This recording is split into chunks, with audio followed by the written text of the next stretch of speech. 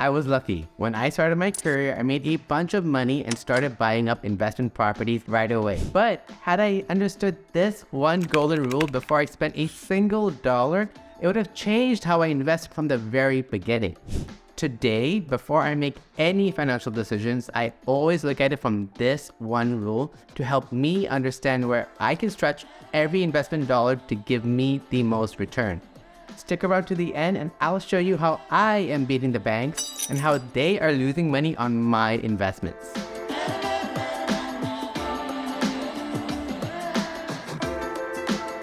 Unlike most people, I bought several investment properties before buying my primary residence. Like most of you watching this video, I had the investing itch. I came across some money and wanted to do something with it. You keep hearing people say, let money make money. Well, I put my money where my mouth is and I blindly invested in my first investments. I did some research, I trusted what other people told me, and thankfully they paid off. But it could have easily have gone the other way. What I didn't know at the time, which I rely on today to guide me in every financial decision, is what is the interest rate? You may be thinking, bah, interest rate, whatever, but that is absolutely not the way to look at it.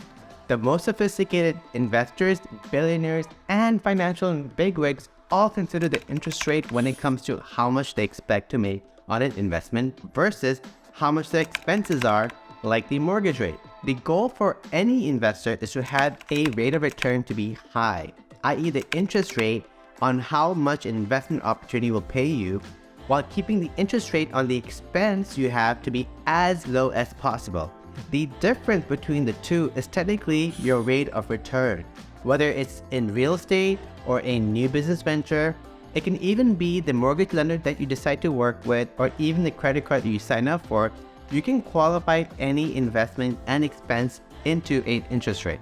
Once you look at investing and in any financial activity this way, it will change your life. You will be able to look at any opportunity quickly and see if it's worth your time.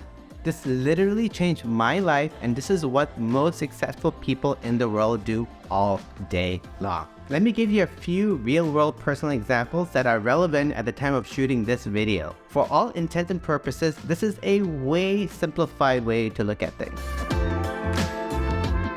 In some US markets, I can purchase an investment property and get about a 9% rate of return. To purchase this property, I would have to pay the bank an interest rate of about 7% on a mortgage. So, by taking the difference between the 9% and the 7%, I would ultimately make about a 2% rate of return on the investment. Now, I can take the same money and put it in a high-yield savings account and earn almost 5% interest rate as a rate of return. So, when you compare the 2% rate of return on the investment property versus the 5% interest on the savings account, I would make almost 2.5 times more the savings account than buying an investment property. The same thing goes for any debts you may have.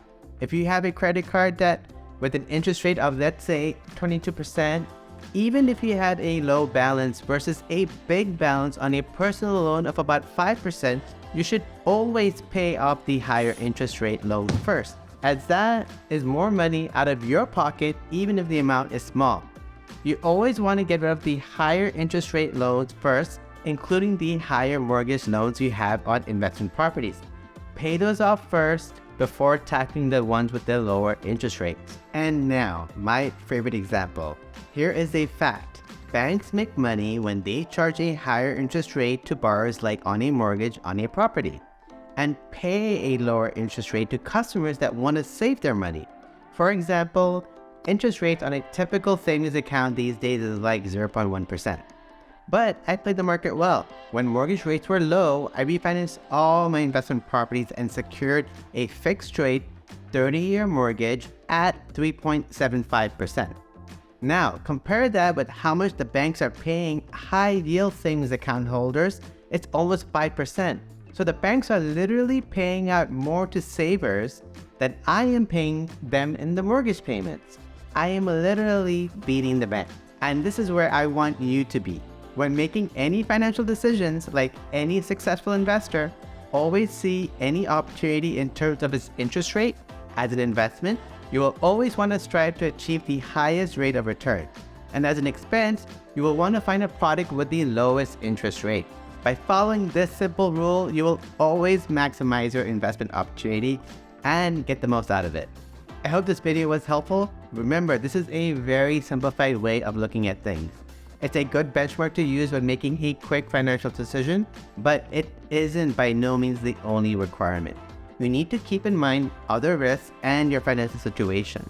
Be sure to educate yourself fully and always consult a professional before making any financial decisions. This video is for entertainment purposes only. Before you hit the road, check out this fantastic video that will keep your investing journey moving forward. If you haven't already, be sure to hit the subscribe button to stay up to date on all of our latest tips and tricks for buying a home. We'll see you in the next video.